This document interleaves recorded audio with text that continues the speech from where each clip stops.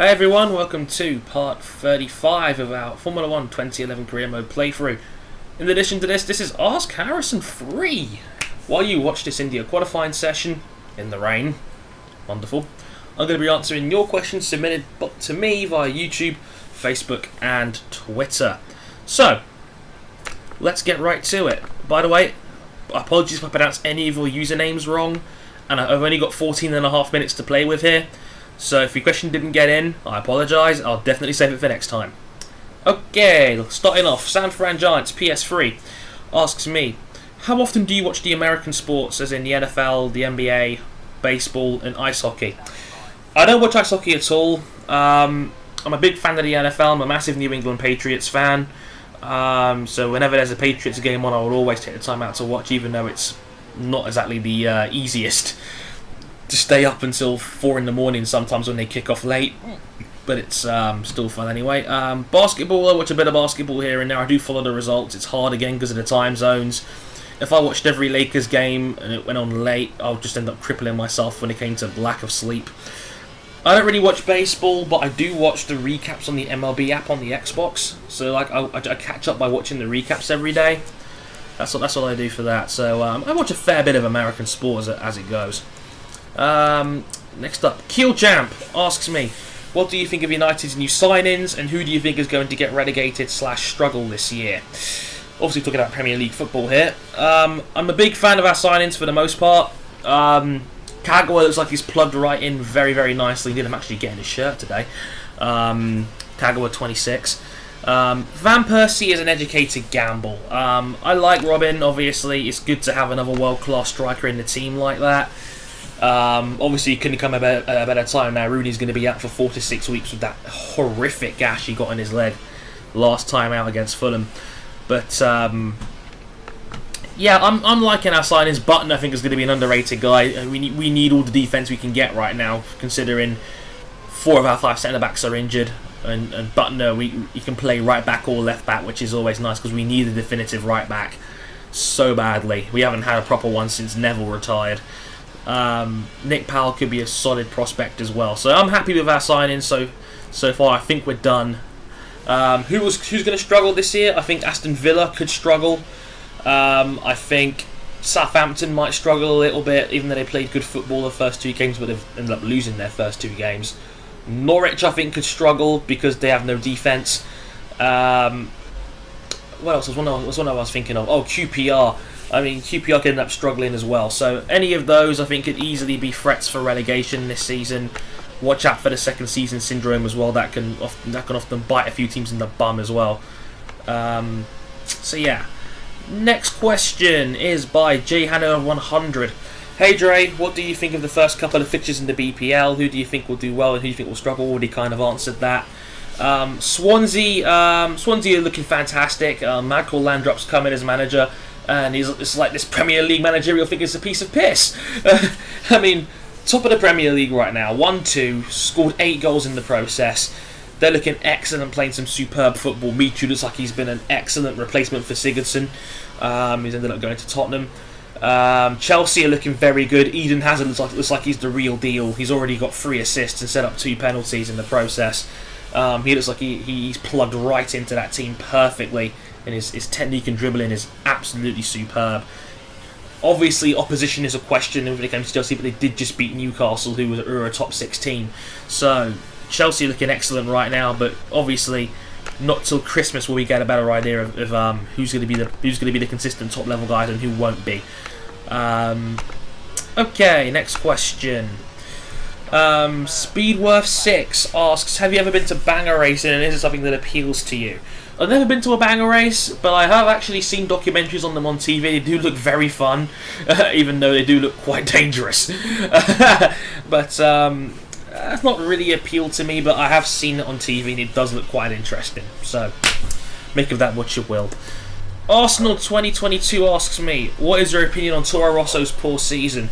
This is something I was going to address in my next mid-season grades video, which I'm going to try and get out between now and Spa. But I don't know what it is. I think maybe it's car development because the Toro Rosso looks stronger the first 2 or 3 races of the season, while other teams have developed, it looks like Toro Rosso have gone down the order to the point where they're now probably the worst team that's not one of the bottom three, i.e. Caterham, Marussia and Hispania, whatever you want to call the bottom three, HRT. But yeah, it looks like they're the worst of the bunch now. And two of the bottom guys in the championship are Jean-Eric Verne and Daniel Ricciardo. I think Ricciardo's a little bit better than Verne, but neither of them have looked particularly impressive now. It's like they are now the bottom mid-table team. And in a sport where the mid-table teams are so tightly packed now between the Force Indias, the Williams, the Mercedes to a lesser extent, and all those midfield runners now, if you're on the back of that pack, it's going to be 14, 15, 16 kind of places now for those guys, which could, be really, really tough. I'll talk about it more in a future video, definitely. Season 21 asks, are you getting PS4 or the new Xbox? I'm getting the new Xbox. I think there's still a good couple of years left in this current 360. I probably won't get it as soon as it comes out because they just tend to come out for silly price tags and they're probably just not worth the money. So I'll be sticking to the Xbox side. I haven't really got a reason to change to the PS3 side of things, but it won't be probably for a little while yet. The really awesome Alex asks, what do you think of the loss to Everton? Should we be worried? Obviously about Manchester United's 1-0 loss to Everton on opening day. I haven't got too much to worry. It was the first game we were playing with a brand new system with all that offensive talent. It takes time for those guys to sink in properly and to have a definitive strategy and game plan and for guys to slot into place properly. It's one loss. It's very early days. I wouldn't get worried too much. Nino Productions asks, are you getting Madden 13? I wasn't going to get Madden 13 until I played the demo last night, and the demo was really nice. I was surprised at how good it was. The Infinity engine looks like it's really worked out quite nicely. It looks excellent.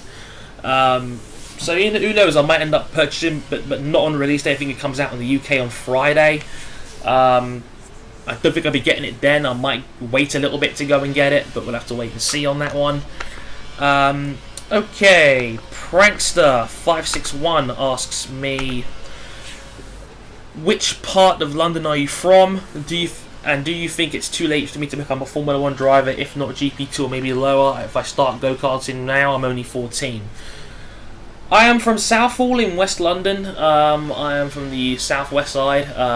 Nothing particularly special about Southall, if I'm honest with you. I'm right near the Ealing area. I'm about 10 minutes from Westfield. The original Westfield, not the cheaper version. But no, it's never too late to be a Formula 1 driver. Absolutely not. You can start right now at 14. I mean, I know many guys start younger, but if you see guys like Mark Webber and Michael Schumacher in their late 30s, early 40s and are still in Formula 1, there's no reason to think that a guy, if you're good enough and if you start practicing now, can't be a Formula 1 driver now, because the window is becoming longer where the guys are keeping their fitness long enough to still be able to drive at a high level.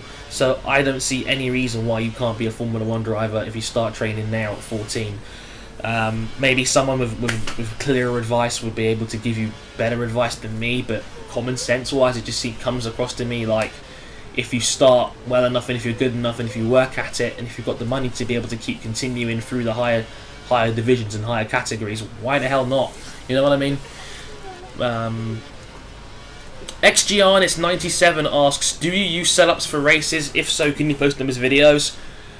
I don't know if you guys have noticed this, but before every Formula 1 2011 career mode part, before I start racing, I show the setup and I run through it in the video before I start. If not, pay closer attention to the start of any Formula 1 2011 career mode video. I do post a setup before every race. Maybe I'll put it in the description as well if that helps you guys out. I'm not sure, but let me know if you do, or if you want that help. The Gridwalker 074 asks me, go subscribe to him by the way, what is worse, team orders like the Ferrari at Hockenheim incident, or purposely crashing to manipulate outcomes like the Renault incident in Singapore? This is an ugly one. This is part of the dark side of Formula 1 for sure. In my opinion, it's obviously purposely crashing without any question or doubt. Team orders are bad. I don't like team orders because I think they can manipulate races, and it's borderline rigging. It's borderline rigging results because only 2 cars are involved, and obviously you can't influence all other 22 that are in the race. team orders is bad. We saw it happen before, like Schumacher and Barrichello in 2000, and then obviously the Alonso Fernando is faster than you message at Hockenheim 2010. They're bad. I mean, don't get me wrong, it can be really bad. It's just not very nice to see things like that where the race was won and you let a guy win, and that's never a comfortable feeling. But purposely crashing puts the lives of the driver and other drivers at risk, and that is something we just don't need in Formula 1 anymore. Thank God it's been 18 years since a driver died in this sport. Hopefully it goes on forever. Crashing puts that at risk, and deliberately crashing is just terrible because it endangers your life and the lives of others around you. And Renault should be ashamed of themselves for even considering doing that, let alone actually having the gonads to do it. And it's a terrible thing to do, and I hope it never ever happens again in Formula 1. Nathan 31555 asks, what is your favourite sports and why? Football, Formula 1, big MotoGP fan. Big mixed martial arts fan as well. Big pro wrestling guy as well. So that's all my favourite sports right there for you. Mr. Coffee Beans 18 asks, what sports do you play personally and to what level? I did play football in high school. I played a lot of basketball. Anything else I played? I played a fair bit of hockey actually as well. I was quite decent at hockey. Not the ice hockey, but hockey with the sticks and the balls. Many of you may have saw that during the Olympics. So yeah, I did play a fair few sports in high school, but I haven't had the time to really pick anything up since then. University's going to cripple me like a mofo again when that starts up next month. So yeah, thanks for the question, Cam. The Manasaur 3 asks, how much do you get paid by YouTube? I'll be straight up with you guys right now, about £1 to £3 a day. Because I get paid depending on how many people click my ads in videos. So that is self-dependent on how many my videos get monetized and how often do you guys click the ads. So if you ever feel like supporting me in a way, click an ad, it gets me a bit more money. It's quite nice. But honestly, right now it's between £1 and £3 a day, so you can work that out for yourself, pretty much. It just depends on the day and how lucky I am. Funny, not many people say how much you get paid on YouTube, do you? See, I'm an honest guy like that. Couple more questions. Oh no, a random guy asks, have you ever been to a Formula 1 race, and what Formula 1 race would you love to go to? I've never been to a Formula 1 race. Obviously I'd love to go to Silverstone because it's not that far away from me. I'd love to go to Montreal. I love the track. I love Canada as a country. And obviously Monaco. That place is amazing. It's just beautiful.